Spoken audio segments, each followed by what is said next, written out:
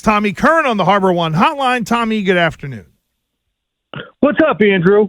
Well, we're just trying to figure out which end is up right here. I got to start with this, Tommy. It just, I hope I'm wrong. I hope I'm real wrong, but it feels like there's an element of Robert and Jonathan Kraft. I'm taking my toy back so I can play with it whenever I want to. Not naming a GM yet. I know timing is thrown off, but please tell me my instincts on the, like, we're not setting up for Jerry Jones 2.0 up here, are we, now that Bill Belichick's gone? I think that the experience that the Krafts had in going from Parcells to Pete Carroll, then to Belichick, allowed them to understand something that Parcells said when he talked about a rookie player. They don't know what they don't know. And I think the Krafts absolutely understand that they don't know what they don't, that they know what they don't know. You know, the Jones never really understood that. They felt themselves to be football people first, and they experienced a lot of success in being intimately involved. I think the Krafts experienced in divesting themselves after the Pete Carroll era of responsibility and saying, Bill, you do it. Realize that the experience of having somebody who was a genius in football coaching and football operations for a long period of time and team building was the way to go. You defer to the football people.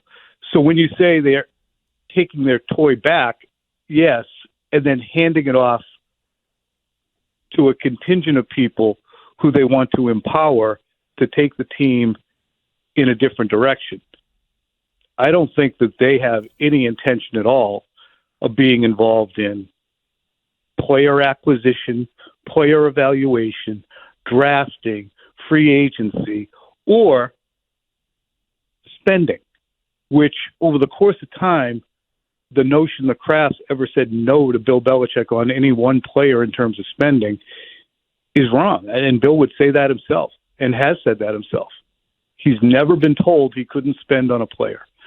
So I think that it's certainly a talking point, and I hate the word narrative, but it is a narrative that is embraced because of a perception of meddling owners. But in Bill Belichick, he would still be here had he not gone 4-13. He'd still be here if the drafts were better. He'd still be here if the 2021 free agent class didn't, in big segments, go belly up, with some exceptions. So this is kind of a year in which they want to see how, with Bill out of the ecosystem, do people respond with more latitude to do their jobs the way they see, without saying, okay, we have to do this in a way that Bill wants us to do it. So, Tommy Curran, so a part of that ecosystem is the coaching staff, and it's been reported, and to be honest, I don't even know who reported it, probably was you, that Mayo has offered Steve Belichick and Brian Belichick to stay on staff. How important is that for Mayo to keep those two guys? I think that was Albert Breer who reported it. Okay. I think it's important. I don't know how important it is to keep those guys because, you know, I think you have to be 3 deep, basically, if you're a head coaching candidate at every single coaching position. And you have to have a vision of what your staff is going to look like. And I'm certain that he understands, Mayo, that there's if not a likelihood, a very high chance that both of Bill's sons will go where Bill goes. So keeping them is good because Steve Belichick's a friggin' awesome coach, as is Brian Belichick with the safeties. And that's been borne out by what the safeties have done over the last couple of years. So they're well-staffed at that position with players, and Brian Belichick's been outstanding. Steve's been an outstanding defensive play caller, and he's worked hand in glove along with Mayo running that defense. Mayo's at the front of the room. They both work together on game plans. They both work together in installation, and Steve's the game day coordinator. Those guys got very close. So it doesn't surprise me that he offered the job. Will there be a plan going forward? I would imagine DeMarcus Covington figures into it prominently as a defensive coordinator candidate. But, you know, I'm not sure if the defense plummets if Brian and Steve go elsewhere, but it would be a transition period. Tommy, I wonder about the willingness to keep the quote-unquote Bill people around. I look at Steve Belichick as a must-keep because it's one of the guys Mayo knows he can trust right away. There's no real learning curve there. But in terms of Bill O'Brien, Josh McDaniels, others on staff, where do you think the fine line is between keeping who you would like to keep, even though there is that prior association, but also kind of changing things over? Because Mayo does have to have a staff of people he can trust. It feels like there's a window. Hey, we'll give you a couple years to try to figure this out, but the clock might be ticking right away. Where do you think this all kind of balances out in terms of the Jerod and Bill people, or even the willingness to keep some of the quote-unquote Bill people? I think there's a willingness on Mayo's part, 100%, to keep people like Bill O'Brien aboard. Those decisions will rest with, Bill O'Brien. I think that there is, certainly I've talked about it before, and it still exists. I've talked about it since last year. The cloak and dagger machinations that exist on this staff and have existed for a long time are only fed by continuing to keep people and bringing people back from elsewhere. Not that it's a bad idea to bring Bill O'Brien back. He's outstanding. But when you have individuals who have so much experience elsewhere, have been head coaches elsewhere, and then they come back with their own ideas of how to run things, how should things be managed. And you're going to ask those people under Jerod Mayo to say, all right, this first-time head coach, I might know more than and have experienced more than. Are you going to support, or are you going to backseat drive that individual or not trust that individual? Because here's the one thing that I think that we could all agree on. The Krafts wanted to keep Jerod Mayo, obviously. But I wonder how much rancor existed because he was verbally called the heir apparent and also had it written into his contract that he would be the heir apparent whenever Bill stepped down. It wasn't definitely in 2024. If Bill had an outstanding 23 and an outstanding 24, then they would have all had to have another decision if Bill wanted to keep on. That didn't happen. But was the perception that Jerod was, throughout the season, in a position to succeed Bill, and that made others on the staff feel as if that wasn't the best thing for Bill's experience? Does that cause rancor within the staff, or mistrust, or whatever? And I think that, Greg Bedard's report that Mayo was rubbing people the wrong way, would he have been perceived as rubbing people the wrong way if he wasn't mentioned as the heir apparent, or would he just have been, it's just Jerod, that's how he is?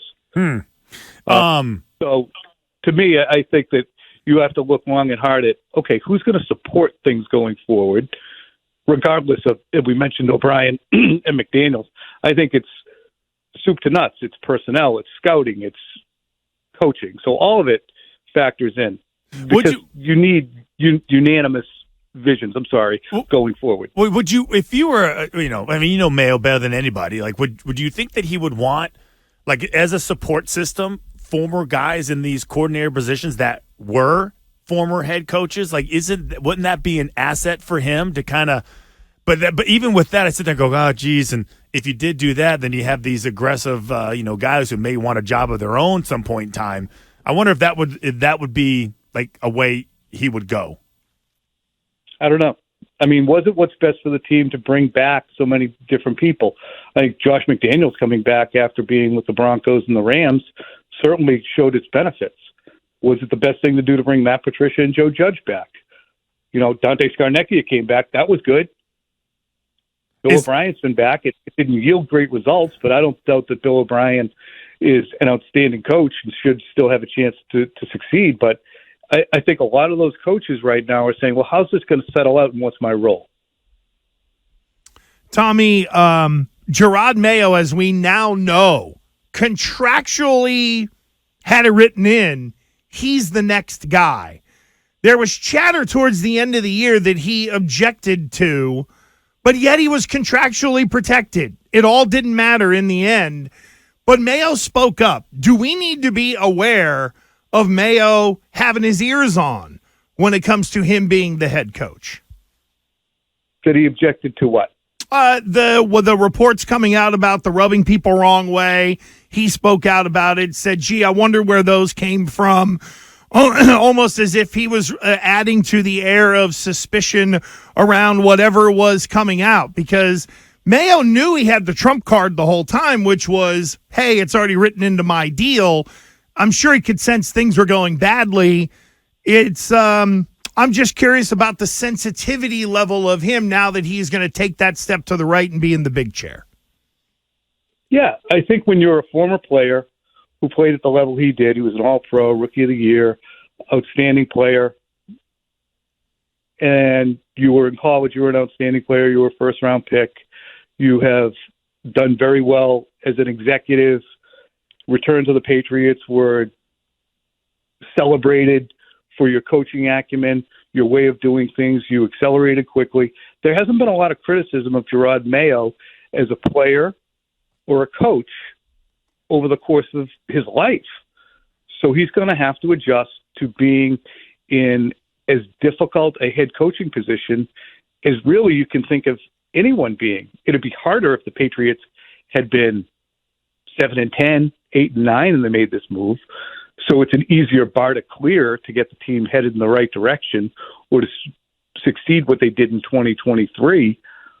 But I still think that the outpouring of support for Bill still is going to continue with scrutiny toward Mayo. And he's going to how he negotiates that is important. I think relative to the report of him rubbing people the wrong way, I understand where he would want to clear the air and speak on it because it just continued to circle. And how has he done his job? How does he feel about that? Is it fair? And will you address it directly? And he did. So I see what you're saying, but holding the trump card is one thing. Standing up and saying, hey, I wonder where this stuff is coming from. Who do I trust in the building is also him being open. So do you like openness and transparency, or does that become rabbit-eared? You're going to go from one extreme with Bill to the other, perhaps, with Mayo and transparency. And do people look at that and say, "Well, I don't want to know. I don't want to know what the head coach is thinking." So I can see where one person's transparency is another person's rabbit-eared or oversensitivity. Tommy Curran of NBC Sports Boston will be on with Jones and Mego on Thursday afternoon. Tom, thank you, man. Appreciate it. We'll talk to you soon. All right. Take care. Night tip. There goes Tommy on the Harbor One hotline. I know we're going to have the big extreme, but... What do you mean? No, the big extreme of, we'll see how transparent Mayo is. As you've noted, he's really good at saying a lot without saying nothing.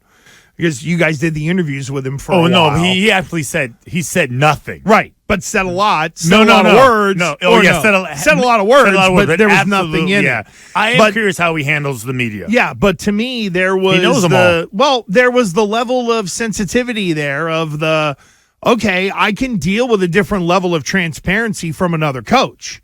But is it, who said this about me? Where did this come from? Like that's really where that went at the end of the year with Mayo when he had the hammer. And yeah, it leads me to the is the guy's ears on when it comes to stuff like this? Because quite honestly, no. I don't really care about whether he feels usurped or wondering why this is coming out or whatever. And if it came out, hopefully he did get to the bottom of it. Hopefully he did. Or where was some of the information coming from? And does Jerod Mayo know? I really don't have to worry about this. I know where it's coming from. It's an easy faucet to turn off, let's say. Or is Jerod Mayo still walking around there going, I wonder who's dogging me out at the end of this thing, looking around. There's a bit of a big difference there. And if it weighs on the mind of the guy as an assistant, if he can't figure out who was squawking, why would I not think that it's not going to be on his mind when he's in the head chair? That's why you may have a mole in the building.